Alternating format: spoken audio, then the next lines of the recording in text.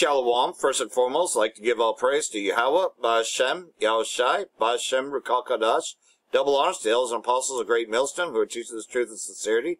And a shout out to Yakim, out there in four corners of the earth proclaiming this truth. Barakah Yahweh, Barakah Yahushai, Ba'Shem, Rukal Kadash, Barakah.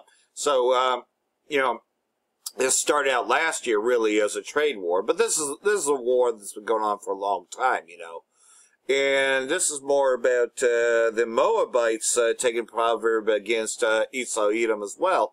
And you now have tensions arising between Elam and, of course, Pakistan. So, amidst this, of course, you got mostly Moabites. They're in that regional conflict there, as this is CGTN, where I left off the last time. Wars and rumors of wars, and yet everything leading to the Gog-Magog war. Ezekiel chapter 38.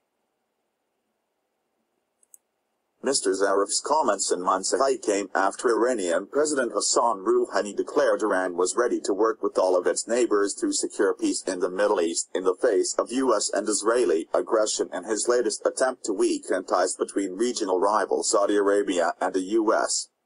Iran and Saudi Arabia have been fighting proxy wars for years, backing opposing sides in conflicts in Syria and Yemen. But pressure is building on Iran after Donald Trump pulled the U.S. out of the nuclear deal and reimposed sanctions in a move welcomed by the Saudis. Mr. Rouhani said, Iran is ready to work with regional states to preserve security in the Middle East. We want to establish brotherly ties with all countries of the region. Iran has never started any aggression in the region. Those regional states that believe Israel and America can establish security are wrong. We, the Muslims, should ensure the regional security. Mr. Rouhani said the U.S. approach towards his country was doomed to failure. He said, we will not succumb to pressure from America and Israel. Tehran has suggested it could take military action in the Gulf to block other countries' oil exports in retaliation for U.S. sanctions intended to halt its sales of crude. Iran has also accused Saudi Arabia and the United Arab Emirates of supporting militant Sunni groups that carry out attacks against Iranian forces, including a suicide bombing on Wednesday in Iran's southeastern province that borders Pakistan. Sunni group Jaish al-Adl, Army of Justice, which says it seeks greater rights on better living conditions for the ethnic minority Baluchis, claimed responsibility for the attack that killed 27 members of Iran's elite Revolutionary Guards Corps. The Revolutionary Guards have threatened Saudi Arabia, the UAE and Pakistan with retaliation. Saudi Arabia, the UAE and Pakistan denied backing the militants. Iran's foreign ministry has summoned Pakistan's ambassador to protest about Wednesday's attack. I think at the end of the day, some sense will prevail, and people will find out that it's suicidal to engage in a war with Iran. Who do you? And you know as well as I do that, it's suicide. This is World War III, the war to end all wars, as they put it. But pretty much, though, it's just to end Esau's rule so we can come into rulership. And this is Rouhani over here, and pretty much he's unveiling a new cruise missile-equipped submarine. And this was on Reply TV.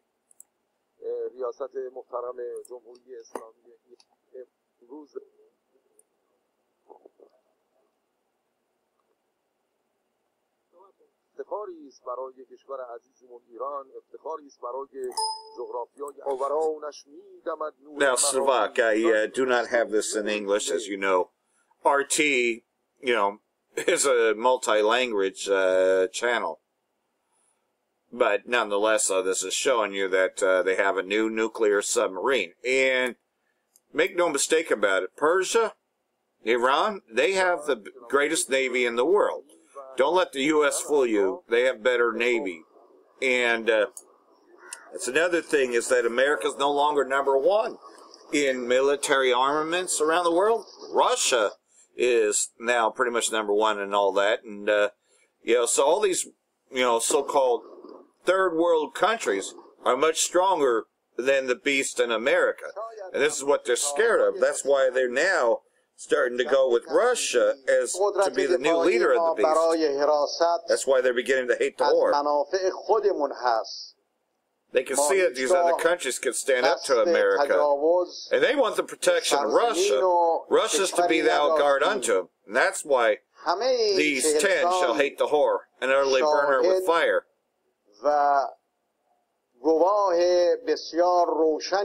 And we're beginning to see the tide turning on this. The weak are now saying that they are strong.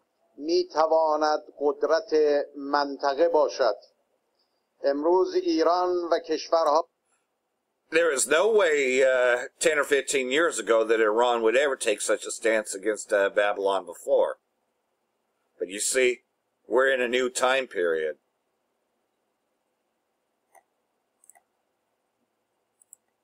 You think is trying to same people who created the war with Iraq.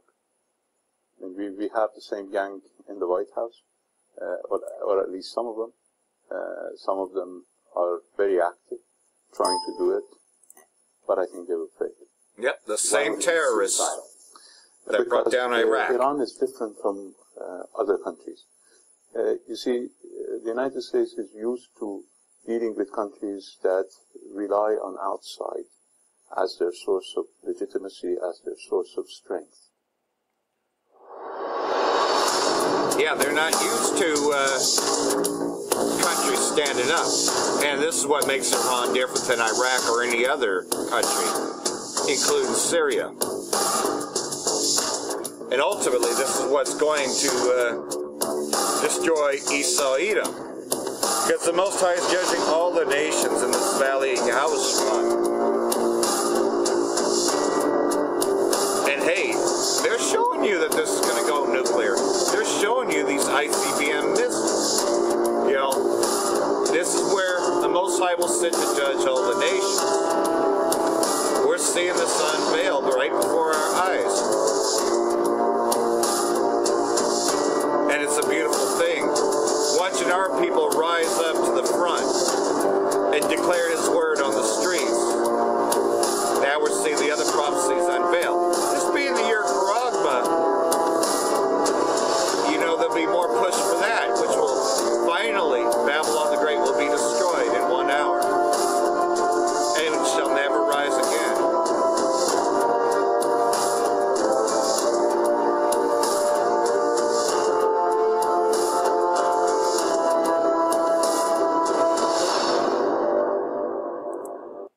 Kind of reminds me of a song that came out in the 60s, you know, if you recall, it kind of goes, fire, I'll teach you to burn.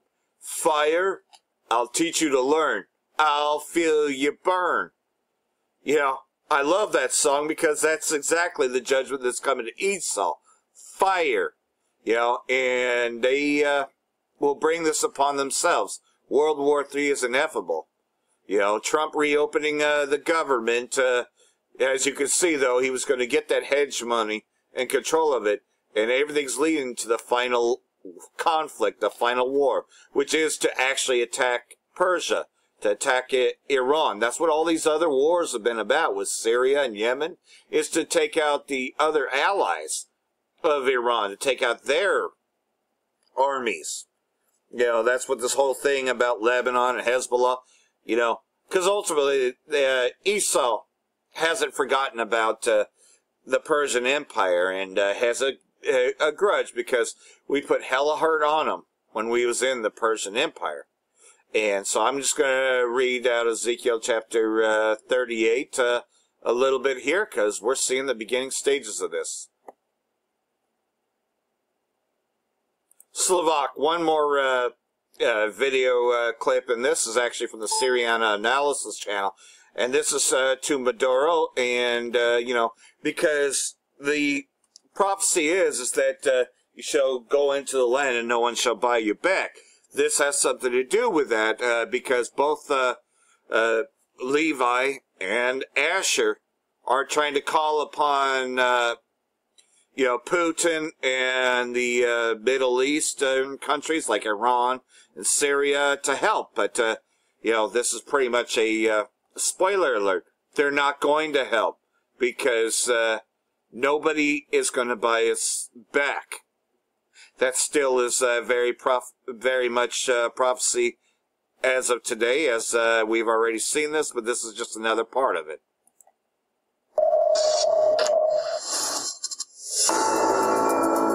إلى إخواننا المسلمين وإخواننا العرب وكل شعوب العالم، سوف يتفاعلون وينهضون لدعمنا، وستكون للإمبريالية فيتنامات عديدة في أماكن أخرى من مختلف العالم. أنا متأكد من ذلك.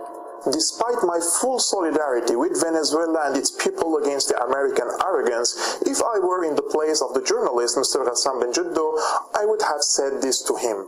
Sir, vast majority of Arabs that you rely on their rise and their deterrent to American imperialism have become pawns in the hands of Uncle Sam. Most Arab countries normalized relations with the Israeli occupation, which for decades occupying Palestine, and thanks to the illegal settlements have turned the geography of the promised state of Palestine to what is like a chicken nuggets. Most Arab states tried to destroy the heart of Arabism, Damascus. Most Arab countries conspired with the Israeli occupation to eliminate the resistance. Most Arab countries conspiring and their people are asleep or writing number 2 to disappear the cat sitting on the chest of a sexy girl and adding the comment, "Glory to Allah." As for the axis that opposes the arrogance of Washington, some of them have been already abandoned by the Arabs and Arabism, and the other part is not even Arab. Only a few days ago, several Arab ministers sat side by side with Benjamin Netanyahu and called for containing Iran. And when the microphone of Bibi stopped, the foreign minister of Hadi, the so-called president of Yemen, who lives in a self-imposed exile in Riyadh, gave Bibi his microphone. So, Mr. Maduro, I hope my message reaches you. You are alone in this war against the aggressor. Geographically, Arabs are too far to help you, and even if you were our neighbor, many Arabs would join the fight against you, just like they did in Syria, and will certainly do if the USA and Israel invade Iran. And make no mistake about it, Arab means mixed race, so of course they're not going to help because they are Amalek.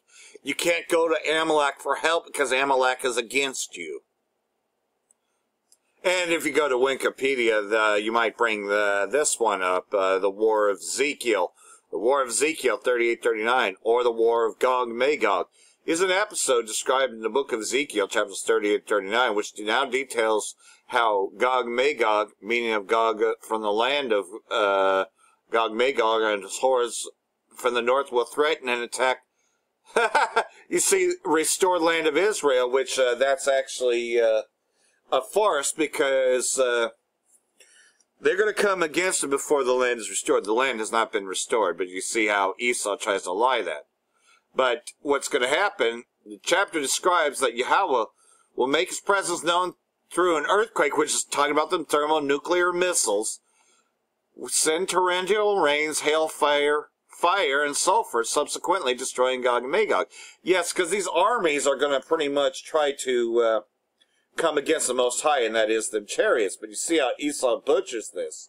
And that's why people are in a confused state, because they're still trying to go to Esau to get answers. Now let's just read some of this. Ezekiel chapter 38 and verse 7. And it reads, "Prepare yourself and be ready, you and all your companies that are gathered about you, and be a guard for them." That's talking about Russia. Russia's going to be a guard for all these countries.